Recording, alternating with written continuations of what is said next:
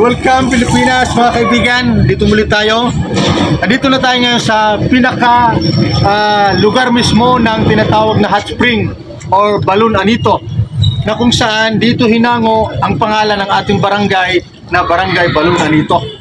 So ngayon, muli kukunin natin yung surface ng yung surface ng hot spring na ito. Yan, minaligo sila sir, si ma'am, then mga bata dito. Ulitin ko ang rules dito ng balon, hindi ka pwede maligo dito lalo na paggabi dahil nga unang-una may pagkadelikado dito. At talagang delikado talaga. Dahil pag nasa ilalim ka na, siguro mga 2 di pa lang sisiri mo doon, may possibility na malito ka dahil malilim, malabo yung tubig. Kaya hindi ka na makaahon. So ngayon, ganito umaga pa, araw pa, maliwanag pa, pinapayagan sila. Pero paggabi, binabawalan na sila dito. Ito ang rules dito ng barangay. So ngayon, may mga kasabihan dito at may mga napangyayari na pala dito na parang may nalulod na rin dito. Pero hindi naman natuloy, naagapan naman. Pero may mga pagkakataon din na din siya, na minalulod din dito na kung saan mga magbabarkada, lasing, nagiinuman, nagtulakan, hanggang sa natuluyan na. Yun po ang isa sa mga pinagbabawal ng ating barangay. Kaya naghigpit po sila dito. Naghigpit po ating barangay na bawal lang maligo rito ng gabi. At saka kung maligo mo dito, lutang ka lang, ganyan, kapit-kapit ka lang, hindi pwede sumisid. Tulad ng mga kabataan, pinagbabawal din dito. So, maaari, may planong barangay dito na maaari lalagyan ito ng fence dito. Kasunod siguro, maaari lagyan nila para kasi minsan hindi may iwasan yung mga kabataan, lalo na nagkakasata ng mga kabataan, lalo na mga estudyante galing sa school, pupunta rito, minsan hindi may iwasan. Kaya isa sa mga pinagbabawal ng barangay yon na maligo dito ng gabi. Kaya, ngayon, nung kinapa ko kanina, mainit siya, maligamgam. Mayroon nga sa healing process yung tubig na ito. Kaya, may kasabihan noon, naalala ko pa yung mga matatanda nung nagsabi-sabi na kasi nga, ito daw ay dating palayan naman talaga baba, ito mababa. Hinahulog na raw ito na kalabaw. Balita yata yun. May nahulog na raw dito na kalabaw nung panahon na mababa pa ito. Kasi nga, ang katabi nito ay palayan. Nung nahulog daw ang kalabaw dito, doon na raw nakuha sa Basiko. Sa tabing dagat po yun, Basiko. Ibig sabihin, mga kapatid, mga kababayan ko, itong butas na ito dito ng hot spring, ng small dead volcano, tagos pala ito doon sa dagat. Kaya, delikado talaga. Kaya, ito ngayon, makikita nyo, kahit anong lamig ng panahon, hindi siya lumalamig, mga kaibigan. Patuloy pa rin siyang maligamgam. Yung kanyang temperature, ganun pa rin, maligamgam pa rin. Hindi siya lumalamig kahit taglamig ang panahon. Ngayon, ikot tayo dito.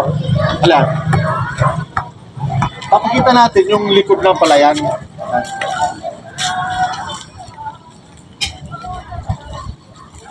Good boy, huwag kayo malikod na. Huwag kayo makikita na.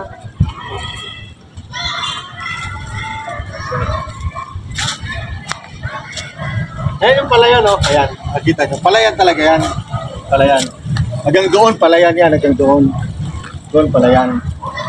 So, ibig sabihin noon, kung mababa pa ito, may possibility nga na makapilapit ang kalabaw dito. Ayon sa sabi-sabi, na ito raw noon ay mababa pa.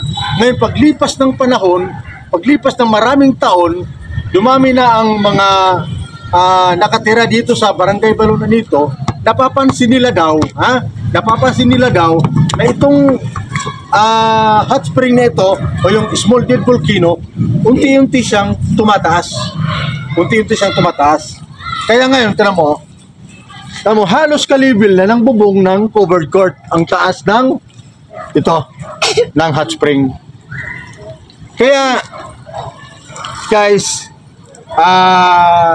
kung gusto niyo pumunta rito, punta lang kayo rito. Unang-unang paalam kayo sa barangay. Kung hindi naman kayo taga rito, kung mga taga ibang probinsya kayo, ibang bayan, kailangan nyo muna magpaalam sa barangay.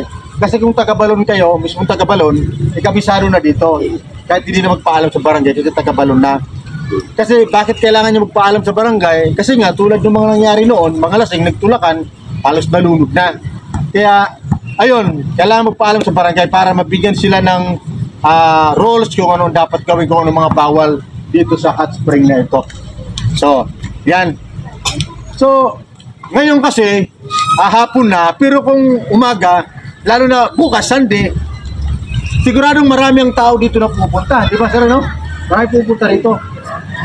Lalo pag Sunday, yung mga holidays, marami pupunta rito. Talagang dinadayo ito, mga taga-ibang lugar.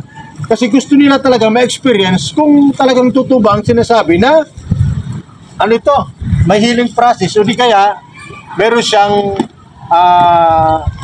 mainit siya, maligamgam, hulok-warm siya. Talagang totoo naman, no? Masarap sa kamay.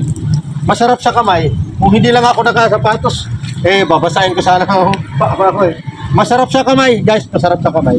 Ayun, no? Masarap sa kamay. Tama si Mamo, panay tabo. Kasi masarap sa masarap sa katawan.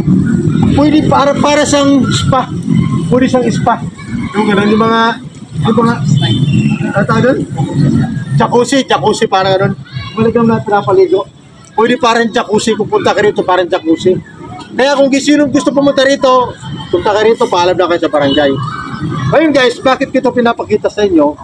Kasi kahit ako, namamangha ako dito sa lugar nito. Lahat ng mga pinupuntahan ko ng mga lugar, namamangha ako kasi napakaganda ng creature. Napakaganda ng creation. So unang-una, pinapasalamatan ko yung creator. Sino ang creator? Siyempre ang Diyos. Diba? Ang Diyos na lumikha ng lahat ng bagay. Ang lumikha ng volcano na ito, yung tinatawag na small dead volcano, ang Diyos ang lumikha nito. Kaya yung aking appreciation o worship ko at pag-glorify ay tanging sa Diyos lamang na siyang lumikha nito. Kaya guys, lahat na dapat nating makita na kagandahan, wala tayong ibang i-glorify, i-worship, kundi ang God na lumikha nito. Kaya, tinan mo, kunin mo, kumukulo. Akala mo, nasa kaldero. Kumukulo. Ayan o, kumukulo. Kumukulo siya. Yan, kumukulo siya guys, kumukulo.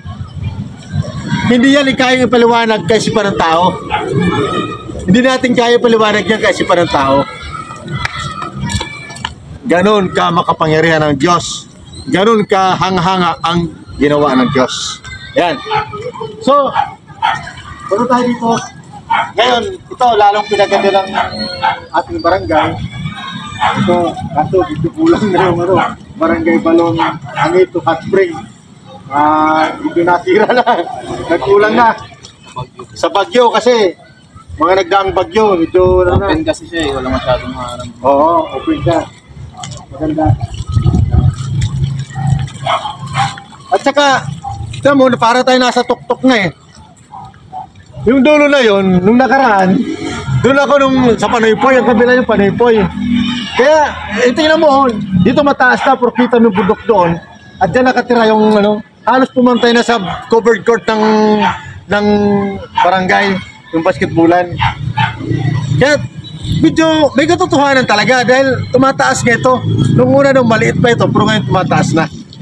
Kaya, sa mga nag-request sa video ito, para sa inyo po ito lahat, nawa nagustuhan nyo ang lugar na ito, ang hot spring, yung beauty ng hot spring o yung barangay Balon Anito, na kung saan dito po hinango ang pangalan ng barangay Balon Anito dito sa hot spring na ito. Kunin mo ito.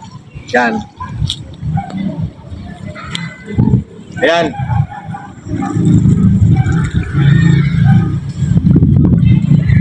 Yan po ang beauty ng hot spring. Dito lang po yan sa Mariveles, Bataan, sa barangay Balon Anito. Thank you so much and God bless us all. Dapat